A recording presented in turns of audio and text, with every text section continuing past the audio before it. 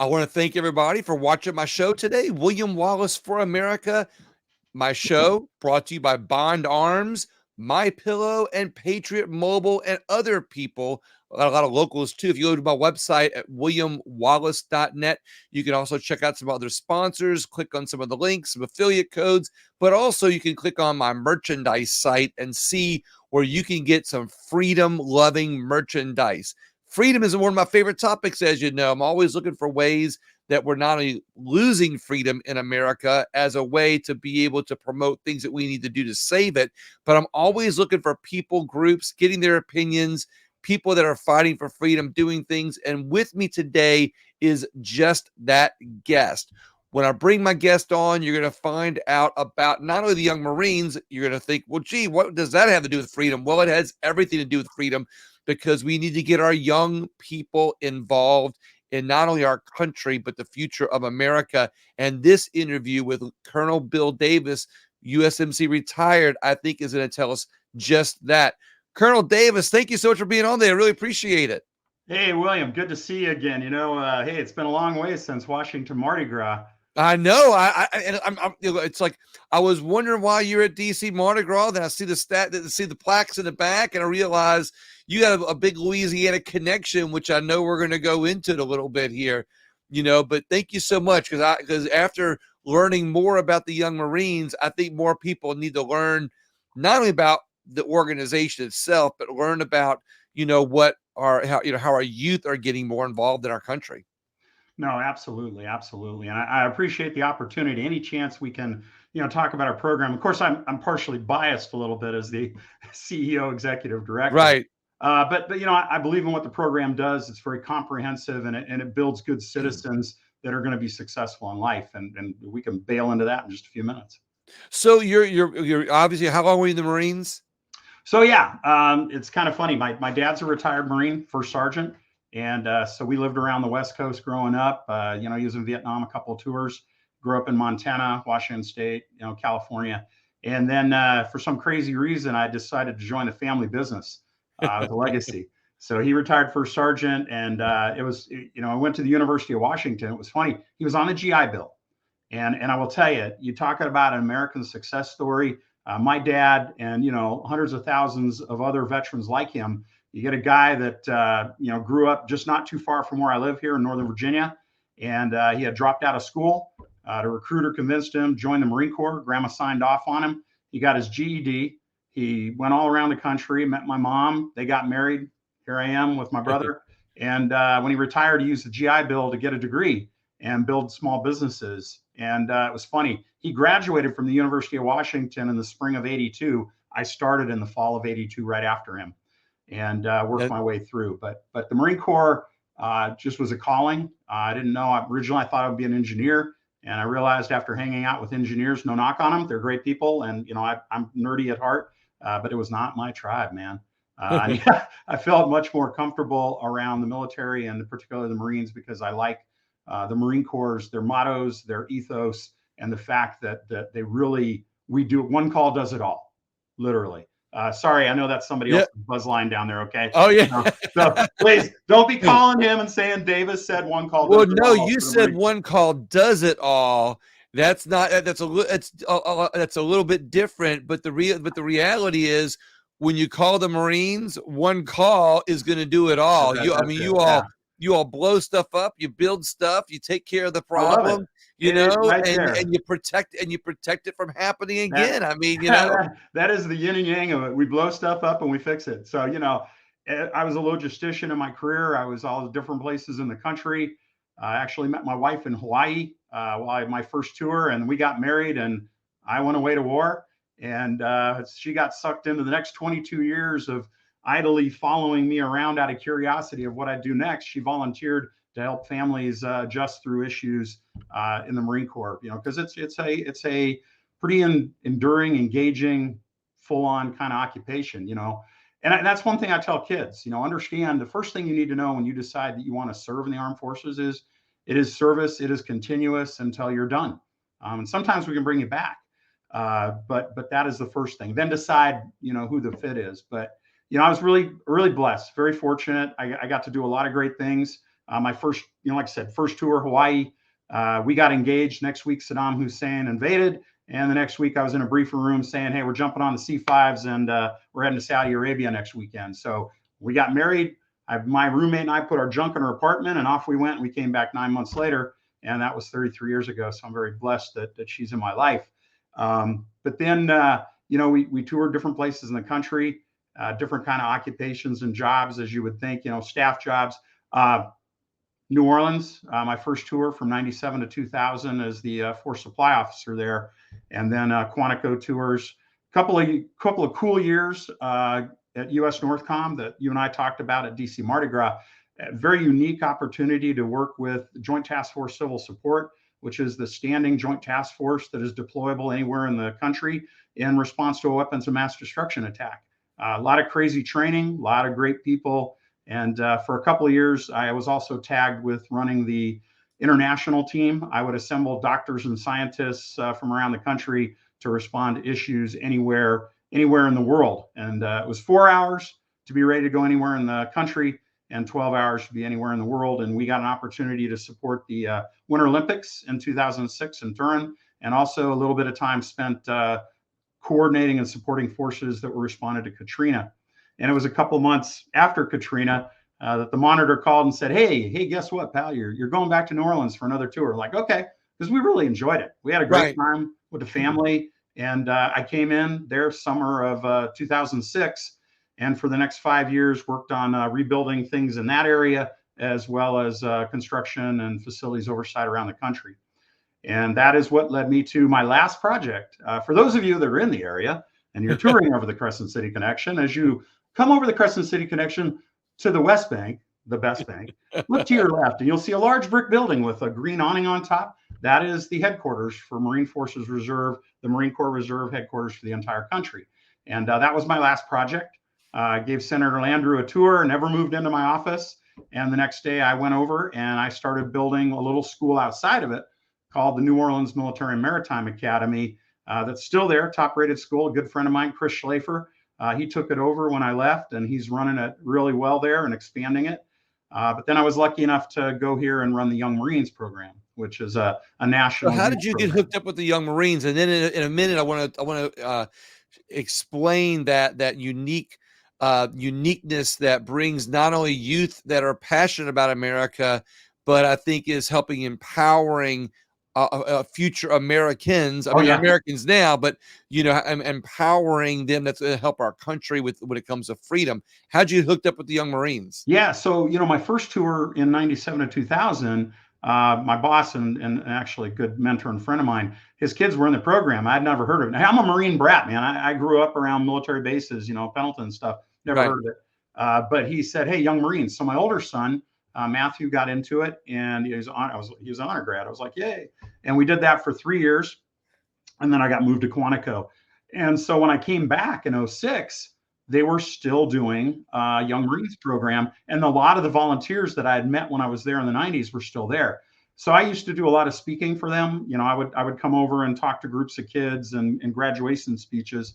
So when I built the school was an all Marine Corps JROTC charter school. If you're looking for a great education in the New Orleans metropolitan area, check out NOMA, NOMA.org, New Orleans Military Maritime Academy. Got to do a plug, man. I love it. I absolutely love it. Yeah. So, a boss of mine, Major General David Mize, was my, when I was a major, he was my boss then, and he was working with the locals to, so we had to close the Navy base, create the Marine Corps base, of which I was part of that whole process. And then they said, hey, we really need someone to build this school. And I said, that's great. I could go back to DC and work in the Pentagon or action officer, but, as General Kelly said, do something that makes a bigger difference. And so, I decided to do that. When I built the school, about 15% or so of my cadets were Young Marines because they wanted to continue the experience.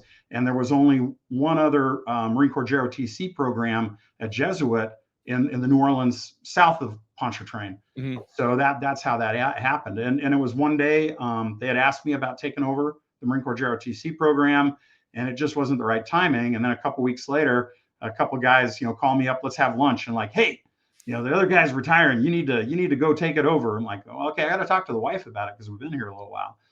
But it was great. What an opportunity to go from, helping teach, empower, strengthen, hundreds of kids in the Orlando metro area, and then be able to do this on the national scale. Last year over 5,000 kids in our program with 2,000 volunteers.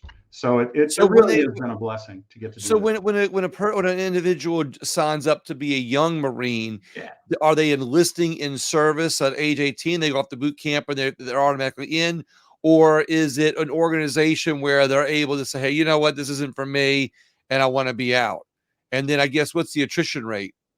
No, that's exactly it. It's a youth development program. There's no recruiting ties, and that's the way. JRTC is the same way. Only so many percentage of kids will actually, from JRTC to the military. But the skill sets, and I'll get into that a little bit later, the skill sets are invaluable for life. So, Young Marines, a little bit of the plug, was created in 1959. Some guys up in Waterbury, Connecticut. I can just imagine, because this is like the 50s, right? These guys are World War Right. II Korean veterans, sitting around smoking unfiltered Camels and drinking a, PBR on the thing. Those kids out there need discipline. Yeah. And so Good. they We're not start to spanking our kids enough, by by golly, that's exactly right. So, they start the Young Marines program it's about leadership development is really what it started. And then became so much more. And so, these veteran Marines and the Marine Corps League, which is all around the country, they are the ones that created us, and they kind of calved us off and let us become our own organization, but they're still our biggest supporters. So we are a separate 501c3 nonprofit, incorporated in DC and operating out of Virginia. There's all the laws behind that. But anyways, there we So are. you all are not an actual division of the United States Marines. You're No. actually a separate organization that was set up separately, but how do you all get to use the name Young Marines? So again, it's a legacy program because it's been around for so long, that we are what they would call what officially is called a non-federal entity. So we're not part of the Marine Corps, but we appreciate some support from them. There are Marine Corps orders that are legacy orders that talk about, the Young Marines can be supported in certain fashions by the Marine Corps. We don't own the trademark. The Marine Corps owns the trademark. They're really good about that, but there's other items that we do own. We use the old style woodland camis. We don't do the digis, but we do use the other uniforms, the tan with the green slacks, what they call the service uniforms. But the program really, expanded into the 90s. We became involved with drug demand reduction education for kids. When they started the war on drugs, we were brought into that fold, and we actually became the DoD's youth program for drug demand reduction, along with other services had their own programs, and we've stayed on mission. But we really focus on, the program is for boys and girls ages 8 to high school. Teaching them leadership development, citizenship, mainly through community service, and a lot of that with veterans, and then living a healthy drug-free lifestyle. And those are the pillars, if you would, of the program, and we branch out from there. And just like the Marine Corps, you don't just write a check and become a Young Marine. You got to sign up, and you go through recruit instruction. If you pass that and your PFT and all those things, and we're working with the kids, believe me.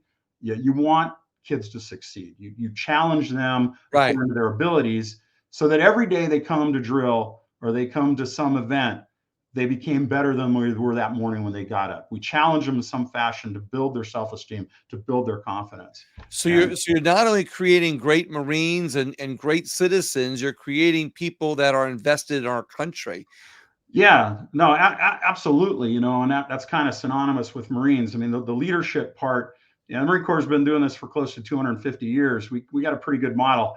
And so we export that to the kids. You earn, there's ways to earn ribbons throughout the program, but your promotions are tied to achievement.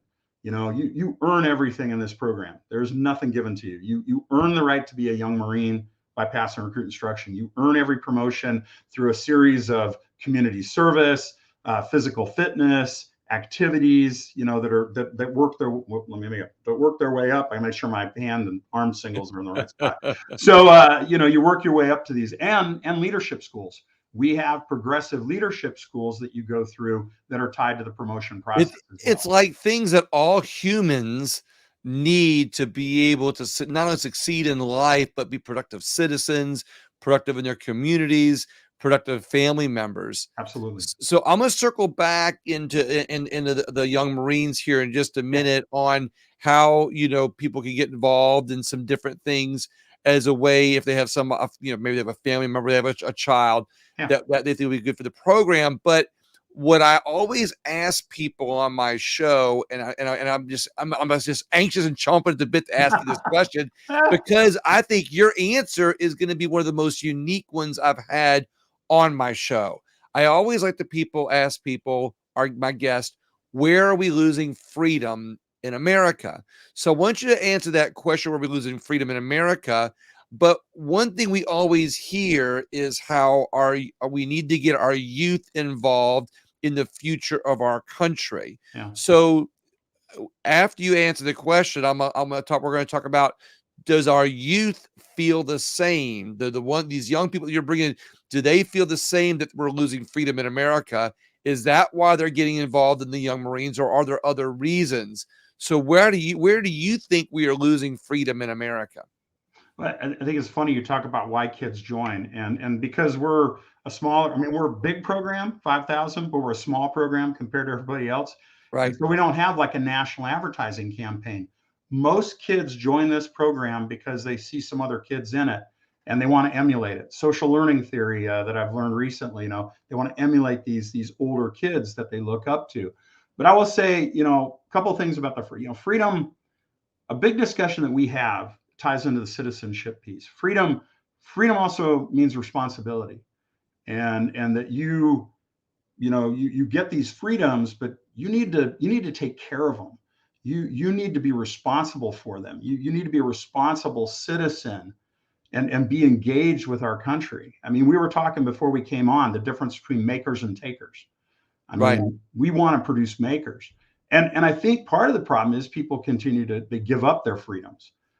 They're giving up their freedoms, and some of that relates to their personal choices in life.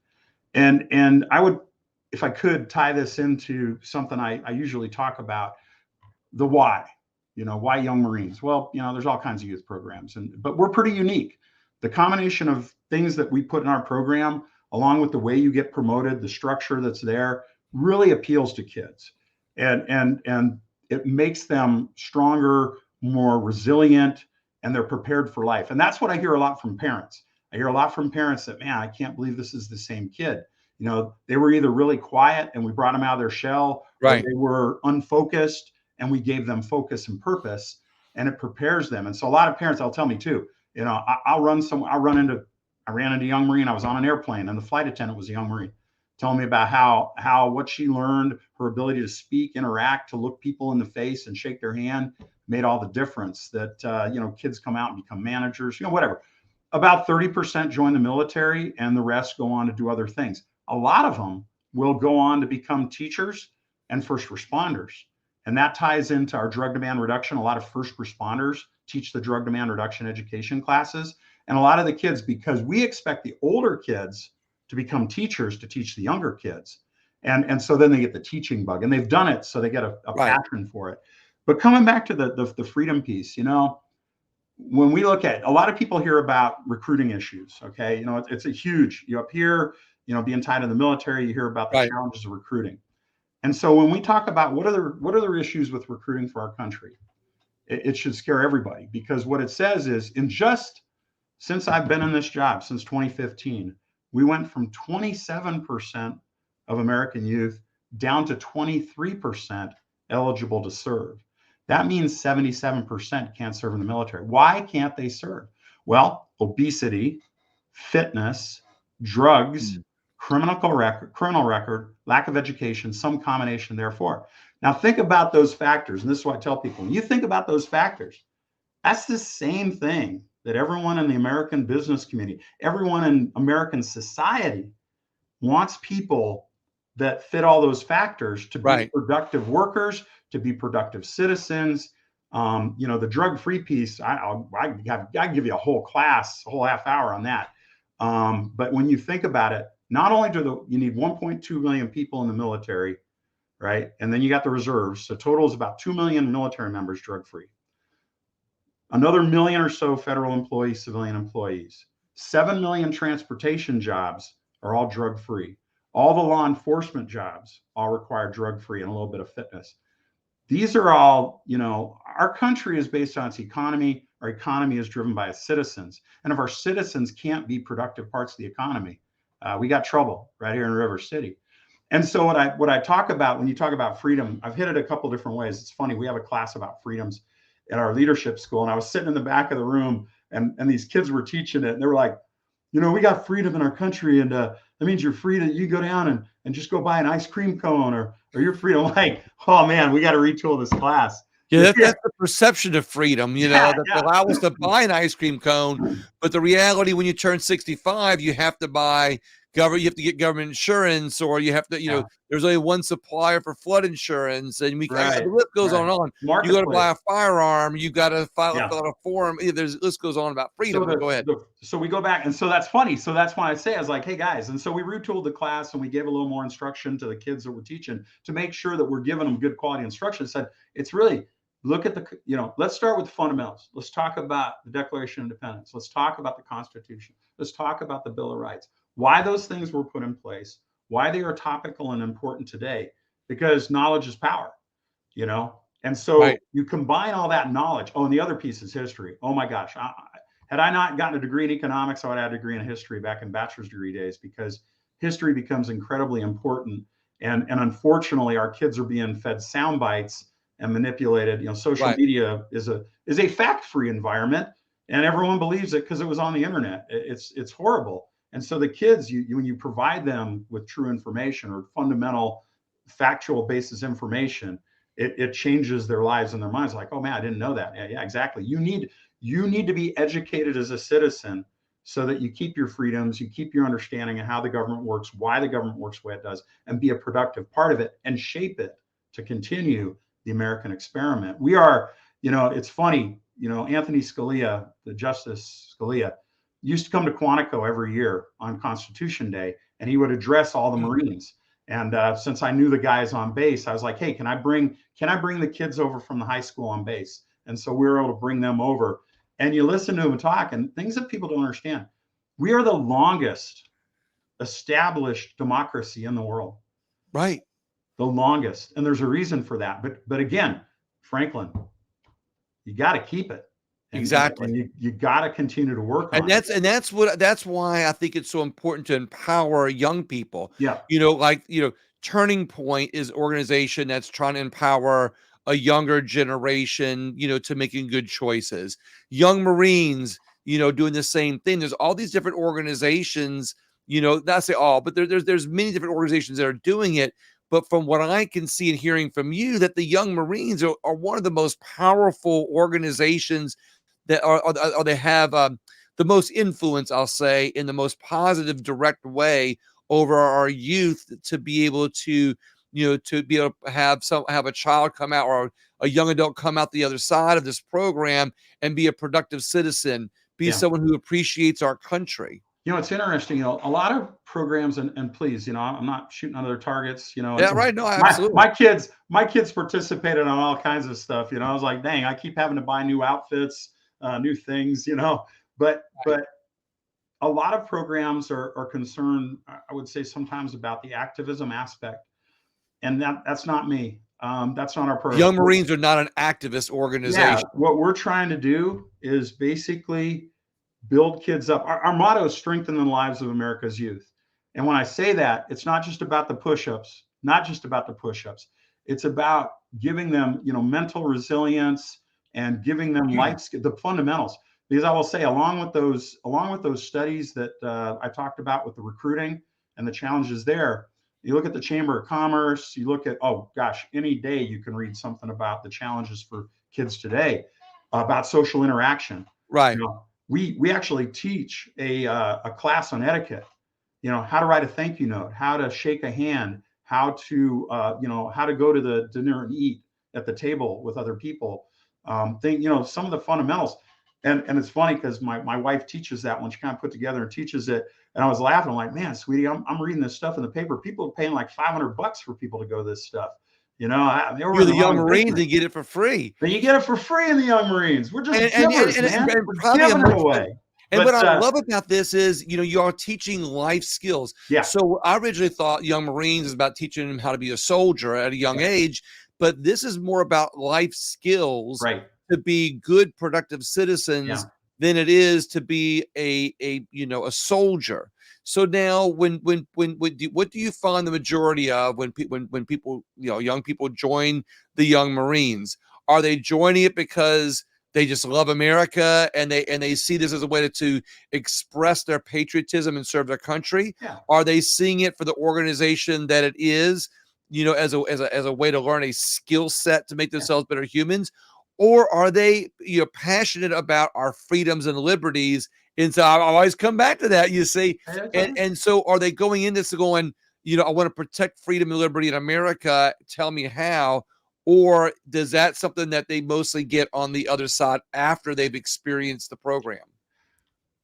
I select E, all of the above.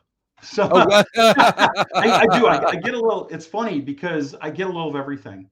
You get a lot of kids that they join Young Marines because they think that they want to join the services, whatever one it is. A lot of them Marine Corps, no big deal. But it's funny when we do our surveys, we found about 30% of the kids will join the service coming out. A little over half will join the Marine Corps, but we're givers. Some join the Army, some join the Navy, some join the Air Force. Even I got a couple Space Forcers out there and Coasties. It's all good. When they do decide to join, they know what they're getting into, and they do really well because while we don't teach tactics, we don't teach procedures, but we do teach drill, we do teach fitness, we teach personal discipline, we do long hours at leadership schools. So when they do decide to go join up, they do really well. We have a lot of honor grads. We produce a lot of honor graduates out of boot camp with the Marine Corps, Army basic training, Air Force basic training. And the kids really do well because they're ready for it. And again, anything else they choose to do, I hear the same thing. The one lady like, oh, my son, he got out of Young Marines and he applied for a job at this at a auto repair place, and he got hired, and he's already a manager in 4 years because the leadership skills, the personal discipline, and the ability that he has to socially interact with people and spending all of his time doing this right, stuff exactly. face to face, engaging with people is a lost skill set. And so all those things, but the patriotism, yeah, absolutely. But you know what you've also described indirectly? I did a show a while back on work ethic, and I Yeah, think that one of the things that's one of the most important things to our country and our individual communities yes, is having a good work ethic. And mhm, work ethic isn't just working hard or showing up to work. There's a lot to work ethic, and I think that a good work ethic or a society that has a good work ethic is imperative to not only our democracy but the future of our country. And what I'm hearing you're also teaching is work ethic, yeah, because when you teach people how to have goals, how to take care of themselves, how to be independent thinkers, how to be independent humans, how to yeah, have how these self-improvement skills that you're teaching them in the program. You're teaching the underlying thread, or I say the underlying thread, but the thread that's holding it all together is a good work ethic. yeah, And when you have young adults and people and growing up, adults that understand or have a good work ethic, they also appreciate freedom. They also yeah, appreciate things that we have in our country, and they will work harder to protect it. They will be more productive citizens. They'll be more involved in their communities. They'll go vote. And those are the type of people that we need if we're going to have this country for yeah. another 250 years. Yeah, and and what we talked about before, you got to earn it. And I will tell you, I see a lot of stuff, self-esteem. When I was running the high school and in Young Marines today, here, oh, we got to give them self-esteem. You know what gives them good self-esteem? Teach the kids how to read, write, do math, and give them the social skills to be successful and the self-discipline that will build that self-esteem. The self-esteem will come with it. And whether that's yesterday you didn't think you could run a mile and now you can. Yesterday you didn't think you could climb 20 feet up on a log wall, and now you can. Or sometimes it's you didn't think you could get in front of a group of people and speak, and now you can. And I'll talk. It's funny about leadership. And this is how fundamental it is. When it cracks me up, because I'm not like the biggest fan of drill. March around. Hey man, Marines, yeah, we do it. We march. Yeah. It's all good. It wasn't my favorite. I like PT. I'm good. Let's go run. Let's go work out. Whatever. But it's funny when you talk about the fundamentals of leadership. So you put a group of kids together, 6 of them, whatever, and you're marching left, right, left, right, left, right. And then all of a sudden you say, hey, you, young Johnny, it's your turn to get out in front. And the Johnny gets out in front, or Susie or whatever. And now it's their turn to go left, right, left, right. And all the other kids, whoops, wrong horn. And all their kids are going left, right, right. And suddenly they say, I just stealthily got you in front of your peers to speak and to watch people do something you directed them to do. And sometimes it's just flips that switch. And That's right. like, wow, I can be a leader. It's that easy. But the freedom piece, yeah, you got to preserve it. You got to work on it. You got to be productive parts of that society, because that's what drives the great American engine. And the patriotism piece, we do get a lot of that. A big part of our, and it comes from this engagement with veterans. I will tell you, I mean, we do it all. Like I said, like the Marine Corps, we kind of do a little of everything. Learning about being healthy, drug-free is important, especially in this day. And that could be a whole other class or a whole other session with you. But the veterans, the interaction with veterans that the kids have, whether they're a volunteer in our program, we do a lot. I mean, sometimes it's simple. We just show up and do a color guard and honor veterans at an event, Right. Veterans Day, Memorial Day, whatever. We have partnerships with Travis Manion, a fallen Marines family who created this whole character building classes that we're working on. We do Wreaths Across America around the country. We Veterans Day, Memorial Day, and anything in between. Visiting veterans in homes, writing letters, supporting whatever. Toys for Tots, we do that too. I mean, like I said, we do a little of everything. But the veterans piece, I think that's what really sinks in, whether they choose to serve or not. When they talk to veterans, when they meet, these men and women that serve their country, and sometimes the families of those that sacrificed it all, what they really take away more than anything else is that sense of service. Because most of these veterans that they meet, especially the World War II guys, World War II guys, Korea guys, Vietnam guys, they're still serving. And so what I always impart on these kids is like, notice what it's about. It's about service. It's about the time you served your country in uniform. But most of these guys, especially the World War II vets, had a life of service when they left the service. They continued to serve their country out of uniform in other fashions, whether it was in the community with Knights of Columbus, Marine Corps League, the VFW, whatever, American Legion, you name it, they're serving, and they continue to help other people out. And that message, that is so important, because that is part of what really makes America the country it is this idea of engagement and service and helping each other. And I will say too, one of the good things about Young Marines I should plug, and I love how you talk about bringing people together. You talk about bringing people together. When I take kids from all around the country and they're all wearing green and they're all teaching the same classes, when we do leadership schools and we gather the kids in, or we do camps and we gather and they meet kids from all these different cultures, because we're in the mountains, we're in the bayou, we're in the city, we're in the country, we're on the farm, you name it. We've got kids and then we bring them all together. And they're all different kinds of backgrounds, gender, race, socioeconomic, you name it, whatever. And they all get to hang out together, play together, meet each other, work together, work as teams, because leadership, teamwork, and self-discipline are our core values. They make these friendships and they get to meet people from all the country, maybe a different background, but they share this commonality, Young Marines. I'll tell you another thing. We take away all the cell phones at our activities. Got to take them away. I did the same thing at NOMA.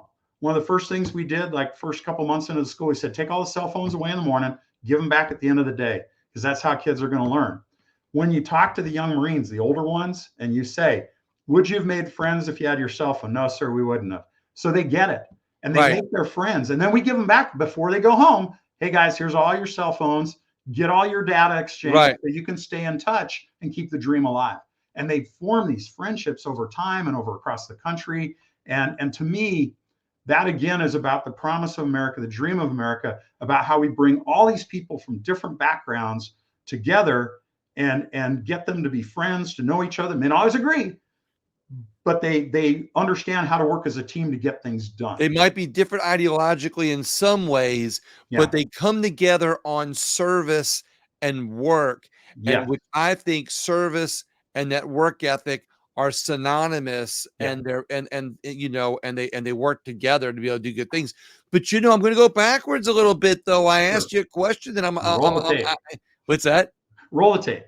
Where you think that we're losing freedom in America? I do, and I go back to I think a lot of it's being given up.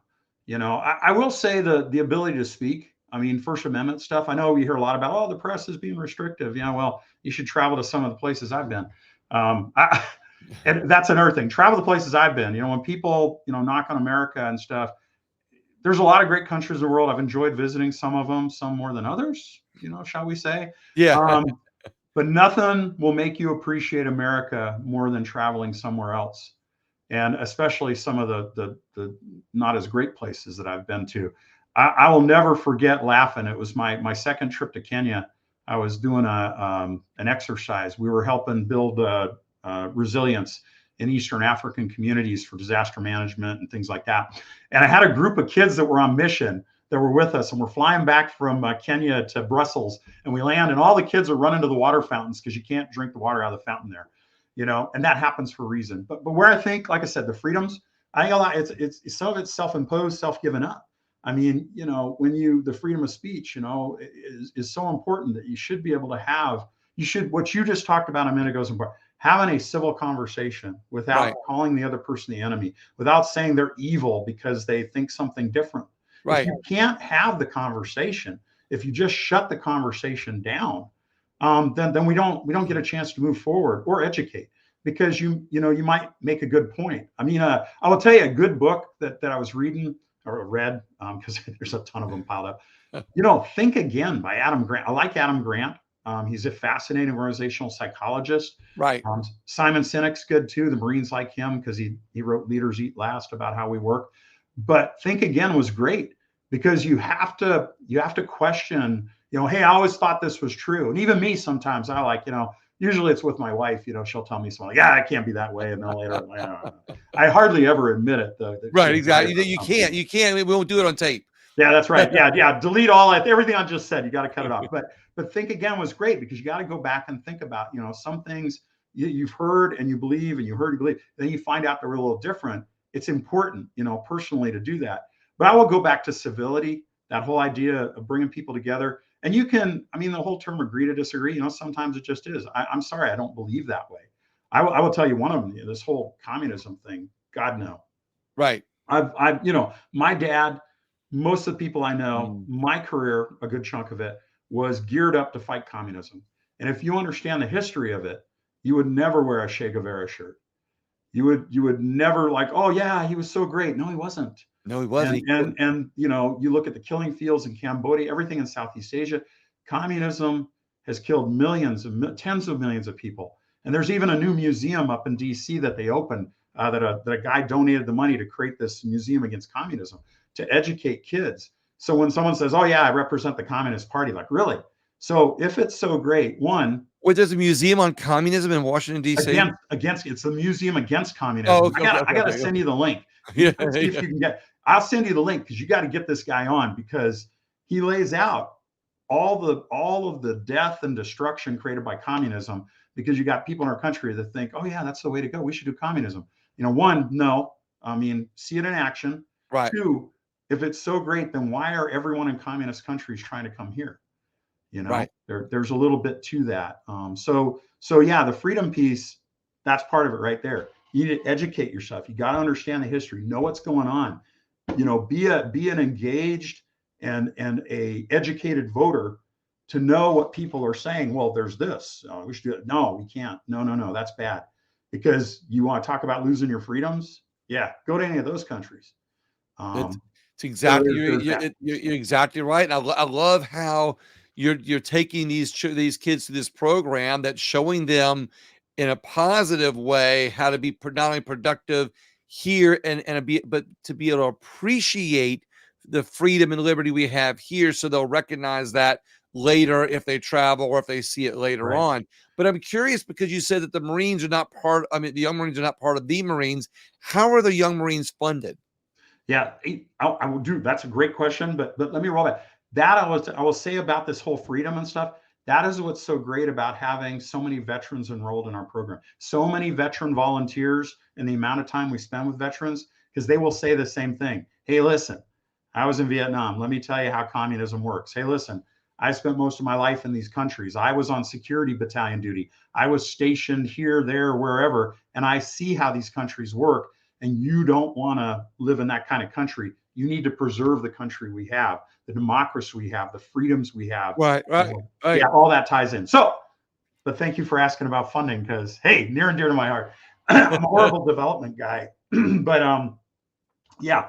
So our funding, for a while we were funded as a drug demand reduction program of the Marine Corps, but through various budget things that happened, and remember, some people may remember sequestration, where there was these draconian cuts in the budget, and we're hoping that we don't do that again here anytime soon, but who knows?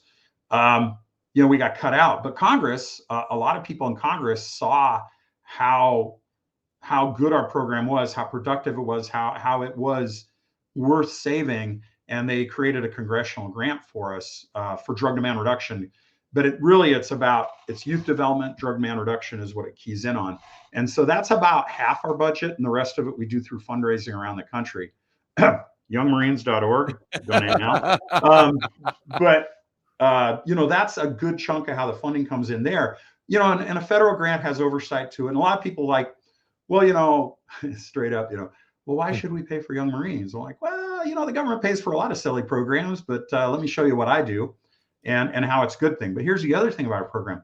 Not a lot of kids want to sign up to a program where you have to have 3 hours of drug demand reduction training every quarter, where you have to have what did you say? Drug? Oh, I'm sorry. Yeah, drug demand reduction education. This is Okay. where we bring kids in and we educate them about the perils of drugs. And again, as a whole other session, I will shortcut. The last 2 years in our country, over 100,000 people died of overdose deaths in our country. Out of that 106, 107,000, 77,000 people in 2022, in 2021 and 2022, looks like 2023 is going to be the same, sadly. 77,000 died of opiates, fentanyl and opiate like oxycodone, stuff like that. Let me put that in perspective for you. 77,000 people is more than the total killed in action for over 5 decades, from the Vietnam War to present. Less people died in combat than died in 1 year to opiate fentanyl overdose. It's more people than died from either shooting or car accidents. So 45,000 or so. That's how bad it is. I'm interrupting you for 1 second. Is it www.youngmarines.com? .org. All right, .org. All right. So, Yeah, so more people have died of fentanyl in the last year. Yes. That have then died in combat since for the last 5 decades, since the Vietnam War. More people. So, and in sad statistics, when you talk mortality, this stuff, about 45,000 people died of shooting, about 45,000 died of car accidents. Again, 77,000 people from fentanyl and opiate deaths. It exceeds more than either one of those things. And yet, and a lot of it, it's fake pills, it's fentanyl pushed across the border. Again, a whole nother discussion. But we educate the kids about gateway drugs and fentanyl and how to avoid all this to stay alive. And then equally importantly, we challenge our kids to tell their friends, to go out in the community. We give them ribbons and awards for going in the community and educating their friends on this, because education is important now. This is so much more than I thought it was. Yeah. I mean, like honestly, when I we met were you, sitting around in the Garrett Graves Swamp Easy back there talking. DC Mardi Gras, right? Yeah. And I just thought the Young Marines were just an organization that taught kids how to be young Marines. Yeah. I had no idea the depth, and that's why I asked you the questions, as naive as they may have seemed a few moments ago, about freedom, liberty, why they join, how they get involved. Yeah. How they end up being on the other side of this program. I had no idea then, that the Young Marines, the depth that you all go to be able to not only empower young people and educate young people, it's more about personal improvement than it is about becoming a soldier or a future soldier or future military Future member. And Marine, I, future Marine. No, it's okay. yeah, of And we course, like it. maybe. Hey, I'm all about the Army. I went to National War College. I'm fully joint qualified. Yeah. Hey, I love everybody in the services. We all fight together, but we do like to rib each other. Well, yeah, I would hope you like the Army, because I did spend some time in the National Guard. So that's all of the story. So, Who are you? right. Exactly.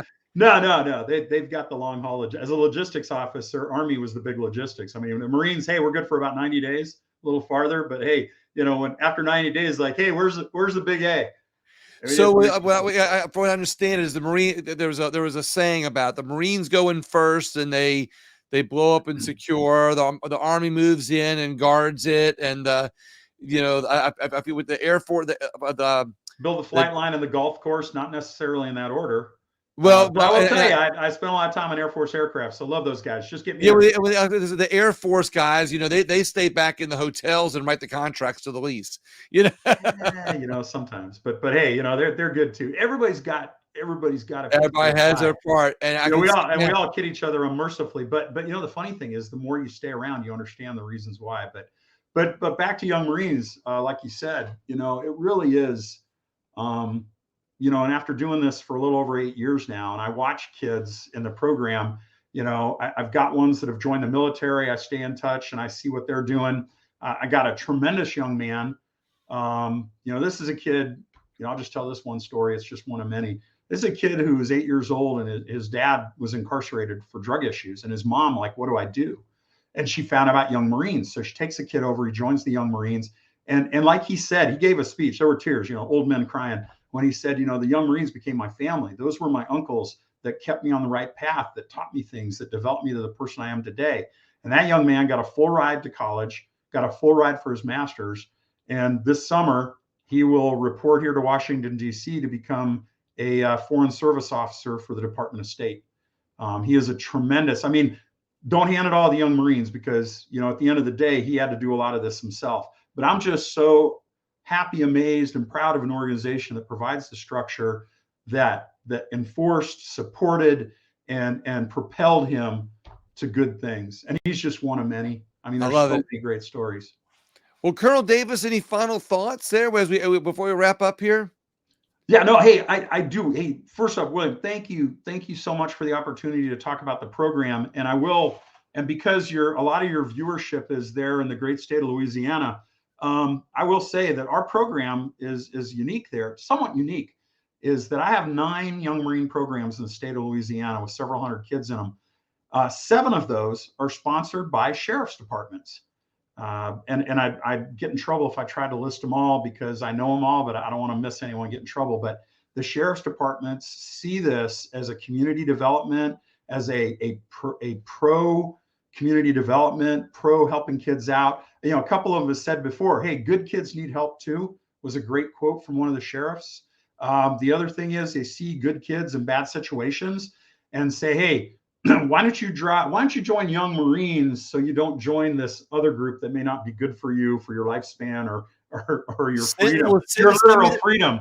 Send me their names, and I'll make sure that I help promote them a little bit as best we can. From Bossier City down to Plaquemines, Jefferson, Orleans, Terrebonne, all those guys are supporting Young Marines programs. I have 2 programs, one in Baton Rouge that's all by itself, that does work with the sheriff, but they're on their own. And I just started a new program up in Bossier City. It was a JROTC unit at the high school that, because they didn't have the numbers to be an official JROTC program, they converted over to Young Marines, because I'll take 3 kids, I'll take 200 kids, we don't care. So I'm really proud of the scope of the Young Marines program in the state of Louisiana, and always trying to grow it more, because it's good for those kids, whatever they choose to do in life. So last thoughts again. Hey, thanks again for the opportunity to talk about our program. Obviously, I'm pretty passionate about it. It's a weird thing to go from 24 years as a logistician to now, gosh, I'm going on 13 years in youth development, helping create the next generation of leaders. But it's really not different. As an officer of Marines, you're developing your Marines to be better, to get promoted, and to be great citizens when they leave the Corps. I'm just on the starting end of it now to help kids, put them on the path to success with whatever God-given skills that they have. So thank you. You're welcome. You thought you were at the end of your military career, and seeing now that you're at the beginning of so many kids' military careers, you're really more at your beginning than you are at your end, because I think you're just getting started with as passionate as you are. Colonel Davis, I want to thank you very much for joining me for today and on the show. And again, this show is going to be on all podcast apps if you watched it on Rumble, and it's going to be on my Rumble channel too. And I want to thank everybody so much for tuning in again, and appreciate you. And please, if you think you might know somebody that needs the personal development that the Young Marines offer, or maybe you know a parent that has a child that might have some special needs for their kids to empower them a little bit more, please share this interview with them. But mostly importantly, share this organization with them, the Young Marines. Appreciate you, and have a great day. Bye. Hoorah and hooah.